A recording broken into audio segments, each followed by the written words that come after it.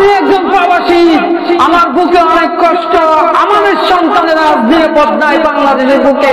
আমরা রেমিটেন্স যোদ্ধা, রক্ত পানি ঘাম আমরা সব শেষ করে আমরা বাংলাদেশের চাকা সচল রাখি। আসসালামু আলাইকুম, আশা করি ভালো আছেন।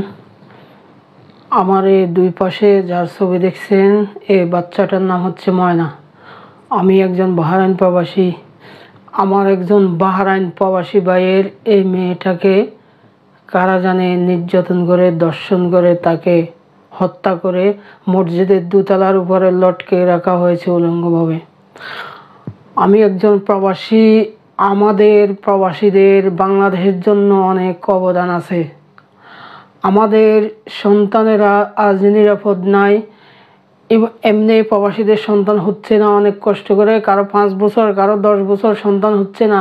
সে জায়গাতে একটা সন্তানের বড় করা মানে খরচাতি সব কিছু দিয়ে একটা সন্তানকে প্রবাসীর বাবা কষ্ট করে এত বড় করে।